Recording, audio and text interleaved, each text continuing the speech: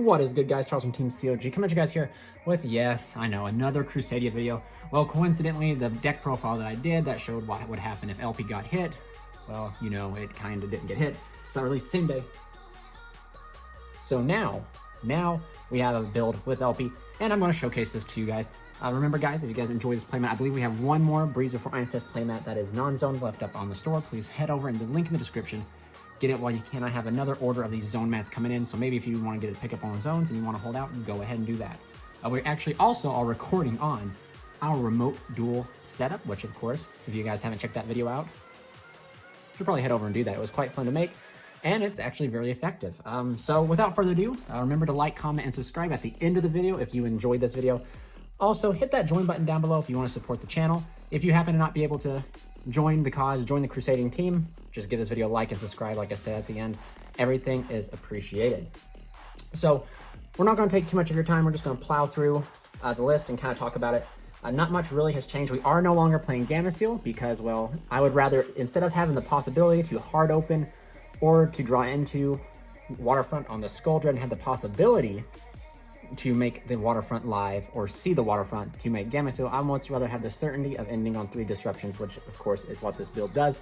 And I'm going to showcase it to you guys. It's utilizing the Rocket Engine, and yes, I know Dragon Link is probably the best deck out there, and Dragon Link might actually finally get hit, be put on the radar. You never know.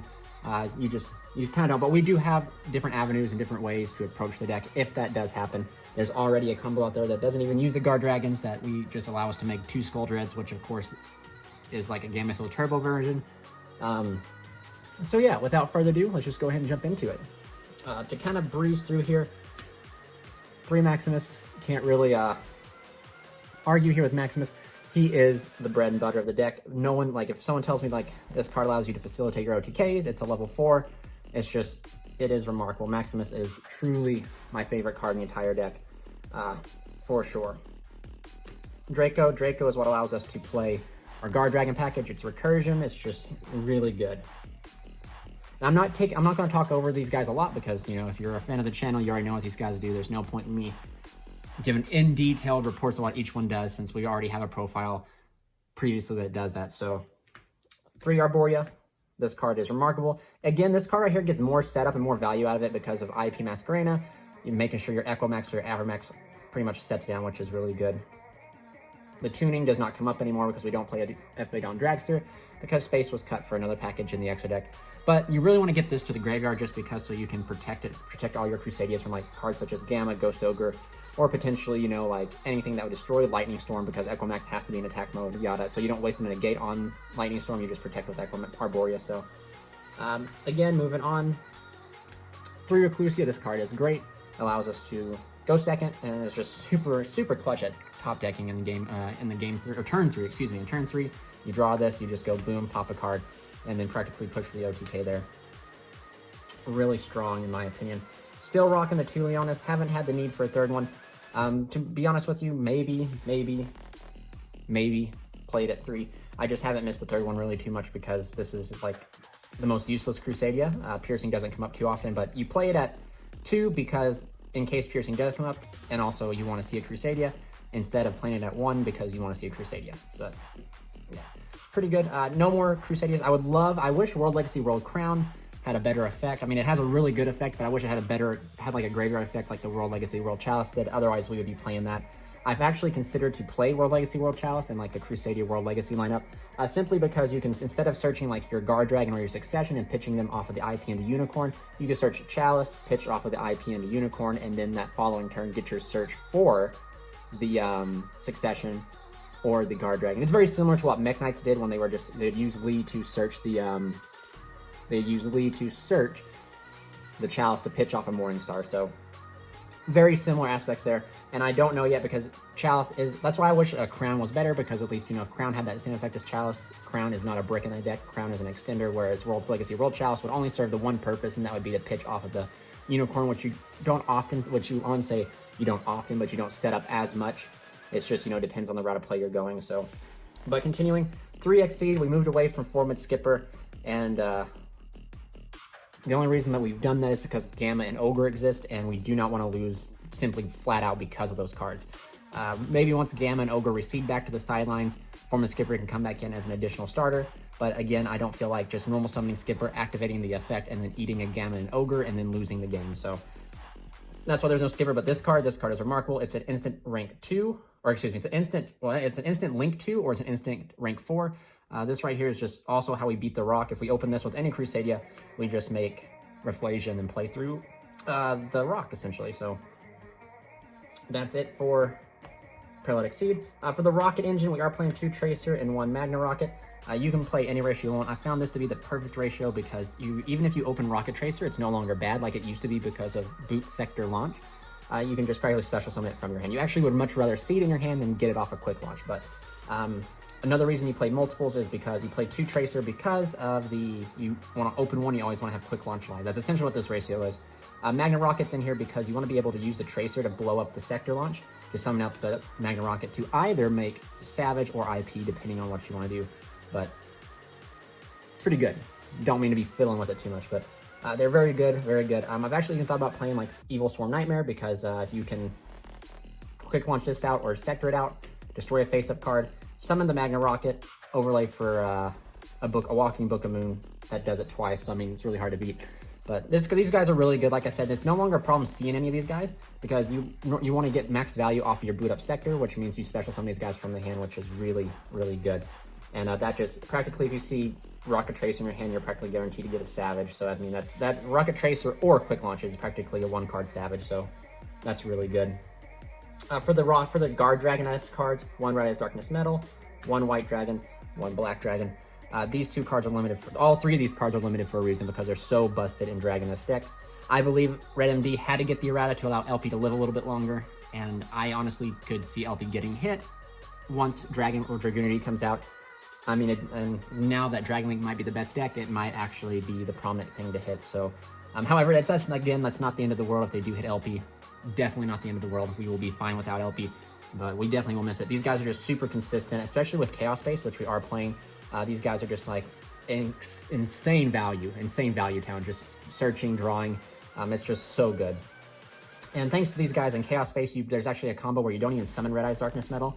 You summon out the Draco, and then you're able to chain block your Skull Dread that way really easy. So these guys are just super busted. And the hard ones return really seldom comes up. That's also why I moved away from the Waterfront package, or the Waterfront package in this build, particularly the Guard Dragon build, because you can't make 2 Skull Dreads anymore without expending resources from your hand, and this deck plays from the hand. If you expend those resources, you can't play, and you want to end your board really solid. This deck, throughout the combos this deck does and throughout the play strings, you obtain massive hand advantage, like 8, I think 8 was the max, but almost from 6 to 8 cards in your hand, and then you vomit them onto the field to make your ending board. So if you lose those hand advantages, your ending board is going to be subpar. And that's why we're not playing the Waterfront anymore, because if you see Waterfront, it's good. But we can't make 2 Skull Dreads except for by expending those other resources to make Skull Dread. And at that point, you're kind of, if you see Skull Dread, or if you see Waterfront on your second Skull Dread, you gotta really struggle to make that Waterfront live. And I wanted to avoid those awkward plays and those possible plays for certain plays, which of course is what this Rocket Engine and Guard Dragon Engine give us now. That's it. No hand traps outside of Infinite Permanents, which just stay in the deck. So we'll just go ahead and move on to the spell cards. 3 Crusadia. I can't, to be honest with you, one of my German viewers told me how to actually say this card. I still struggle. This is Crusadia Power. With the loss of Call by the Grave, we didn't really get hurt, or I didn't get hurt, because I was playing this guy because Crusadia Power is just way better in my opinion, or it was starting to progressively become better than Call by the Grave, because it would just save your Crusadias no matter what, and it was a card that could be chained to Dark Ruler No More and Forbidden Droplets without there being, like, Call by could, but it required them to have something in their grave. And Crusadia Power just practically flips over and you can negate such power cards such as Dark Ruler No More and or Forbidden Droplets, which those cards are such tempo changing cards. They activate those and the tempo suddenly goes to your opponent's side because, you know, you no longer have any sort of say what happens. But Crusadia Power chained to that allows you to practically shut down their tempo changing card, and then you control the tempo of the game after that. So this card's actually pretty busted. You can make your Equimax unaffected by everything. You make your Avermax unaffected by everything. It's just super good. And it does not protect Elpy, which is the only downside in this, but outside of, you know, Elpy's where they're going to hit you. I mean, if they wait till Skull Dread, then hey, they got you, but Elpy's where they're going to hit you. and this protects everything else. Sometimes they'll try to hit you on your Magus. They'll try to hit you on your normal summon. That's where Crusadia power comes in. And unless it's like Judgment, Warning, etc., then you just don't get to play. Moving on, we do have 3 Quick Launch. This card is not a once per turn. I could actually see this card and Elpy getting hit on the next list because this is practically E-Teleport for dragons. That's not a once per turn. There is legitimately no sort of fallback to this card. Not whatsoever. So my guess is the next list, if they decide to hit Dragon Link, we'll see Quick Launch and Elpy go. But play it while we can. This card practically does so many things to the deck. It beams out a Rocket, which gets you to Savage. It beams out a level 4, which gets you to Rafflesia. It beams out you a Dragon to get you to Elpy. So it's really good.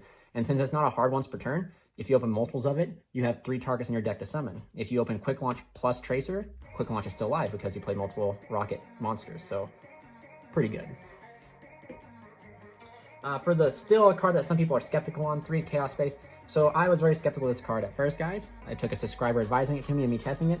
You're always going to have access to making this card live because throughout your combo, you get to Magus. Magus then insert you Maximus. Maximus is a light, and then you all of a sudden your Chaos Space is live. This card practically replaces itself, so like you do not neg from the hand because you pitch that card. You can use the Draco to recur the Maximus you pitched, and then you get a draw off of the Chaos Space, along with getting a +1 from the baby dragon, so because they add themselves. So I mean, it's practically free real estate. It's just so good. If you open it in multiples, it's bad, but you normally theoretically speaking, this deck gets to Skull Dread, you fix your hand, it doesn't matter if you open multiples. I have thought about cutting it down to 2 just to kind of make space for maybe like World Legacy, World Chalice. But again, this card is so good. Like if you see this card plus 2 Crusadias, you know you're going to be able to combo off and you're going to go insane pluses. And again, this card is another one of those cards that allow you to push through and play through hand traps because you can either bait Ash with this or you can get baited and then activate this, and then the Chaos Dragons just put in so much work to push you through hand traps. So that draw comes up pretty well. Like imagine, I've had a few times where I've used this effect to draw into a Apparel to Exceed, make Echo Max to finish off my combo, Exceed summons itself, free rank 4. So like Chaos Space is, in my opinion, as long as we have cards to search, such as like the baby Chaos Dragons, Chaos Space will remain in the deck. For the Holy Trinity, like I said, with Succession, Guard Dragon, and Monster Reborn. So these guys, you're always going to be able to search these guys off a Crawler, but you want to draw into them. The reason, as I've said previously, these are not once per turns. These 2 are hard once per turn, so that's why we played them in singularity instead of multiples. So no matter what, we have 3 targets we can draw that we can whack down and just get value out of. Instead of drawing like 2 successions, if we open a succession and we draw into like another succession, that succession's dead. Whereas if we open succession and Guard Dragon, we can combo off. So that's practically that right there. I've enjoyed this ratio since it was released. I know at one point I was maxing out on 3 of these in the very beginning, but now 1 of each is super good and super consistent. Guard Dragon is very much live, and Guard Dragon serves multiple purposes now because, again, you can interact with your Rocket, and it is also a face-up card you can pop with a Tracer to get the Magna from the deck to make Savage. Speaking of Savage, boot up Sector Launch. Excuse me, not boot up Sector. I don't know why I say that. Boot Sector Launch. This card is just free real estate. It extends your plays with Rockets. It's free pop fodder for Tracer. It's free discard fodder for IP into Unicorn. It's just so good. And really, you can't beat it. For the traps, 3 Imperms. I mean, nothing else to say. This is still the best hand trap. You could probably actually, now that call by is less now, you could probably play any 3 hand traps you want. I still want to play Imperm because Imperm is just that good. But you don't have to play Imperm now that call by is not as prominent because it's at 1. You don't have to worry about it. This card also plays around triple tactical talents, which of course is another call by replacement if you have the budget for it. So definitely, in my opinion, play those. 1 Crawler and 1 Gravedigger's Trap Hole. Crawler is the brick that will get you every hand, but when it doesn't get in your hand, you normally summon this to get a search, and then you get your live negate off of Equimax. But also, more importantly, it gets you one of your successions or your Guard Dragon to hand, and then that's a discard fodder you can use for the Nightmare unit, the IP and the Unicorn. But if you don't want to pitch those cards, which I'm starting to understand, like I really don't want to pitch those, you can add in World Legacy, World Chalice, pitch the chat. You can search World Legacy, World Chalice off your Crawler, IP into Unicorn, pitch their Chalice, spin a card, following turn, banish Chalice, then you get to search out your Guard Dragon or your Succession. So it's practically free real estate that way. It's just adding a hard brick, which means there's no way, because sometimes some of the bricks in the deck are flexible, like Red Eyes Darkness Metal. Yes, you don't want to see it in your hand, but you can play it and get it out of your hand. World Legacy, World Chalice, you straight up, it's just a hard brick. You have to put it back off of Skull Dread and hope that you probably get to Skull Dread to solve it. So yeah. Gravedigger is just instant requirement for the Rafflesia.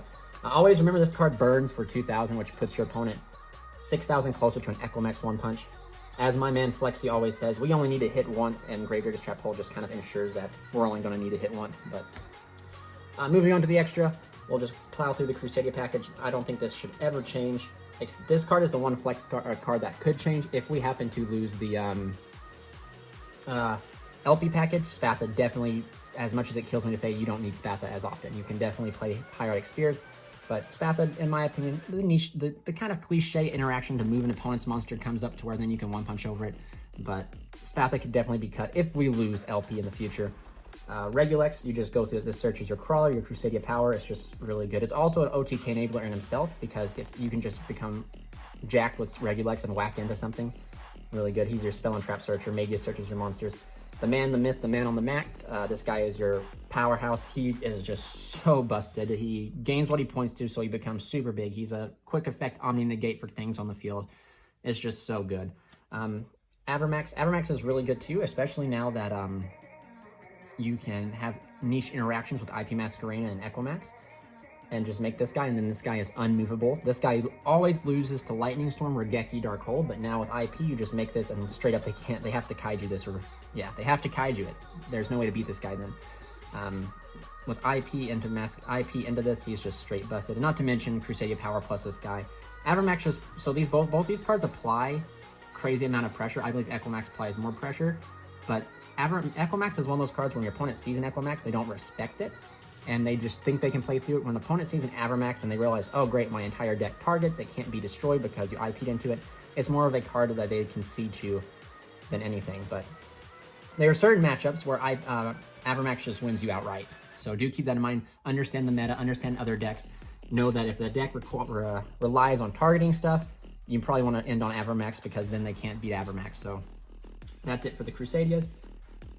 But I guess speaking, we're trying to always end our turn with Equimax, because certain powerful cards in the format, tempo-changing cards such as Dark Ruler No More, Forbidden Droplets, Tactical Talents. We want to have the ability to stop those cards, and that's what Equimax does.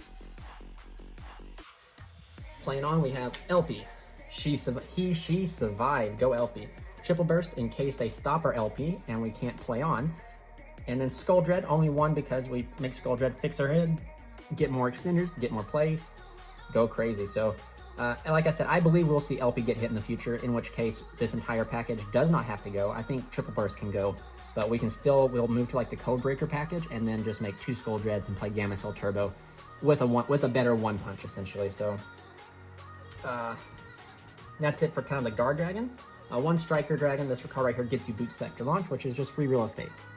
Something I didn't know, you can target it if you like quick launch into like your, if you only open a Crusadian quick launch, you quick launch into like Tracer, you can turn Tracer into this, chain block out your Magus by making this chain 2, chain 1, you get your boot sector, your Crusadia, then you can use this to target and destroy itself and then get the Tracer back.